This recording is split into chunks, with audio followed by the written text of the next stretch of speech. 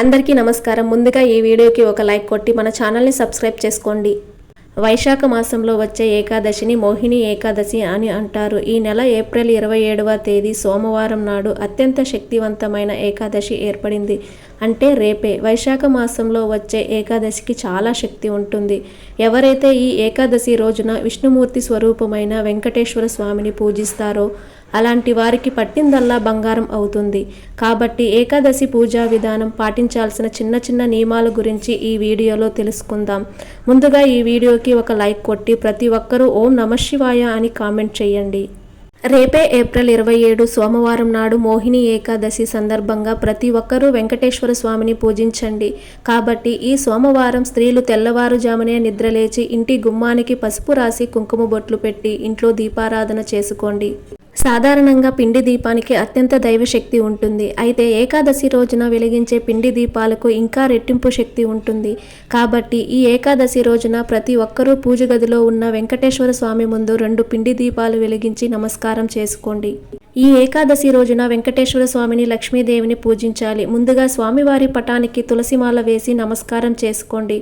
అలాగే గులాబీ పూలతో లక్ష్మీదేవిని అలంకరించండి. అయితే ఈ ఏకాదశి రోజున తులసి దళాలు కోయకూడదు. కాబట్టి ఒకరోజు ముందుగానే తులసి ఆకులు సిద్ధం చేసుకోండి. లేదా బయట నుండి తులసి మాల తెచ్చి స్వామివారి పటానికి వేసి ఇంట్లో పూజ చేసుకోండి. ఇక బియ్యం పిండిలో కొంచెం బెల్లం తురుము, ఆవు నెయ్యి, అలాగే కొన్ని ఆవు పాలు, కొన్ని నీళ్లు పోసి ఆ పిండితో 2 పిండి ప్రమిదలు తయారు చేసుకోండి. ఈ పిండి ప్రమిదలను మీ పూజ గదిలో ఉన్న వెంకటేశ్వర స్వామి పటం ముందు పెట్టి దీపాలకు కుంకుమ బొట్లు పెట్టి ఆవు నెయ్యి పోసి ఒక్కో దీపంలో 5 ఒత్తులు వేసి దీపారాధన చెయ్యండి. ఈ పిండి దీపాలకు పుష్పాలు, అక్షంతలు సమర్పించి నమస్కారం చేసుకోండి. ఇక కటిక పేదరికంతో ఇబ్బంది పడేవారు ఒక పసుపు దారానికి 11 యాలకులను గూర్చి వెంకటేశ్వర స్వామి పటానికి వేసి నమస్కారం చేసుకోండి. ఆర్థికంగా అభివృద్ధి చెందుతారు. ఇక పూజలో స్వామివారికి నైవేద్యంగా 2 అరటి పండ్లు మరియు ఒక చిన్న బెల్లం ముక్కను నివేదించండి. ఈ విధంగా విష్ణుమూర్తిని పూజిస్తూ ఓం నమో భగవతే వాసుదేవాయ నమః అనే మంత్రాన్ని జపించండి. అలాగే గోవిందనామాలు చదవండి. వెంకటేశ్వర స్వామికి పచ్చకర్పూరం అంటే చాలా ప్రీతికరమైనది. కాబట్టి ఏకాదశి రోజున పచ్చకర్పూరం పైన ఒక యాలకును పెట్టి స్వామివారికి హారతి ఇవ్వండి. చివరగా తలపై అక్షంతులు వేసుకుని స్వామివారికి నమస్కారం చేసుకుని మీ ఏకాదశి పూజను పూర్తి చేసుకోండి.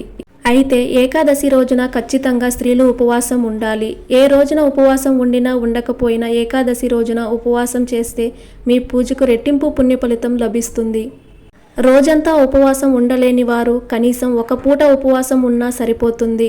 ఇక ఈ మోహిని ఏకాదశి రోజున తప్పనిసరిగా మీ దగ్గరలో ఉన్న వెంకటేశ్వర స్వామి దేవాలయానికి వెళ్ళి గుడి చుట్టూ ప్రదక్షిణాలు చెయ్యండి.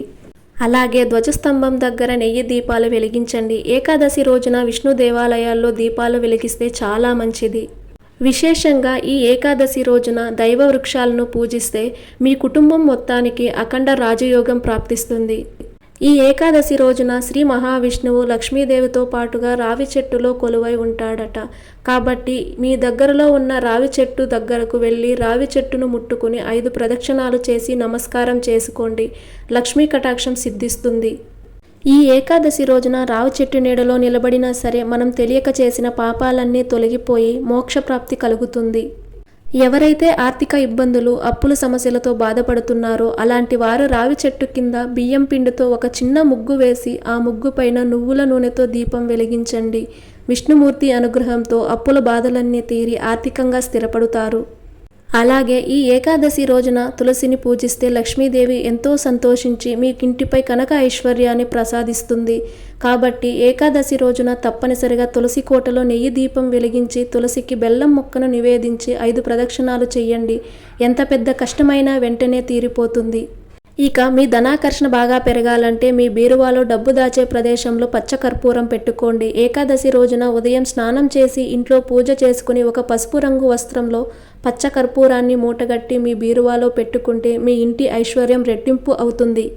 అలాగే మీకు పసుపు కొమ్ములు అందుబాటులో ఉంటే 5 పసుపు కొమ్ములను ఎర్రటి దారంతో కట్టి మీ బీరువాలో పెట్టుకోండి. ఇంట్లో అనవసరపు ఖర్చులు తగ్గుతాయి. అలాగే ఏకాదశి రోజున మీ ఇంటి సింహద్వారం పైన గంధంతో స్వస్తిక్ గుర్తు వేసి సింహద్వారానికి సాంబ్రాణి పొగ వేయండి. ఏకాదశి రోజున ఇలా చేస్తే మీ ఇంట్లో ఉన్న దరిద్ర దేవత బయటికి వెళ్ళిపోయి మీ కుటుంబంలో సుఖ సంతోషాలు పెరుగుతాయి. ఈ ఏకాదశి రోజున ఎలాంటి పూజలు పరిహారాలు పాటించలేని వారు ఒక శక్తివంతమైన మంత్రాన్ని జపించండి. ఆ మంత్రం ఏమిటంటే ఓం నమో భగవతే వాసుదేవాయ నమః. ఈ మంత్రాన్ని 108 సార్లు జపించి విష్ణుమూర్తికి నమస్కారం చేసుకుంటే ఎలాంటి కోరిక అయినా వెంటనే నెరవేరుతుంది. మీ కష్టాలన్నీ తీరిపోతాయి. ఈ ఏకాదశి రోజున పసుపు రంగు వస్త్రాలు ధరిస్తే చాలా మంచిది. క్షీరసాగర మదనం జరిగినప్పుడు అమృతంతో పాటుగా ఉప్పు కూడా సముద్రం నుండి ఉద్భవించింది. కాబట్టి ఈ ఏకాదశి నాడు ప్రతి ఒక్కరూ రాళ్ల ఉప్పును కొని ఇంటికి తెచ్చుకోండి.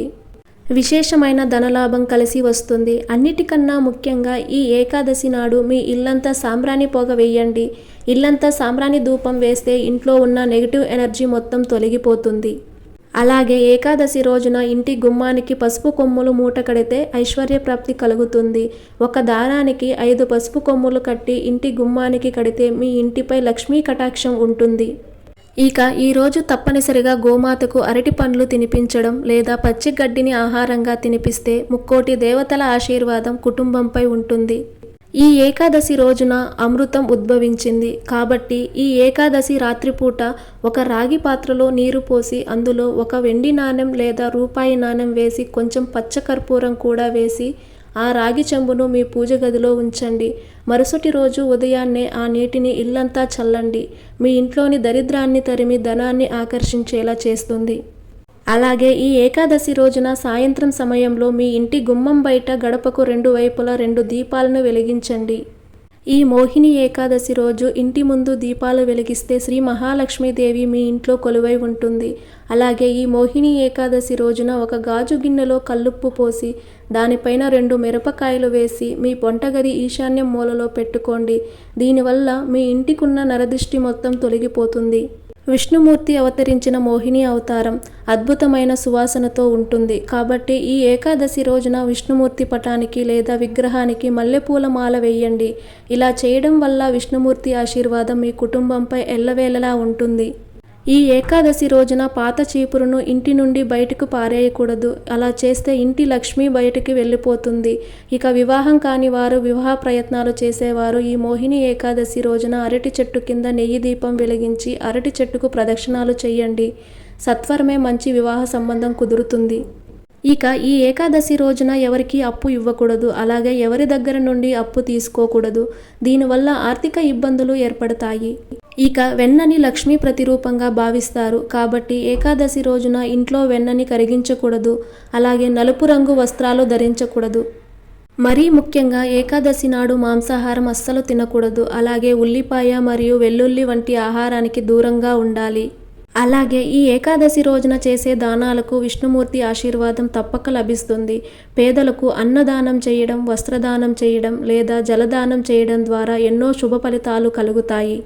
ఈ వీడియో మీకు నచ్చినట్లయితే ఒక లైక్ కొట్టి మీకున్న ధర్మ సందేహాలకు కామెంట్ చేయండి. ఓం నమః శివాయ.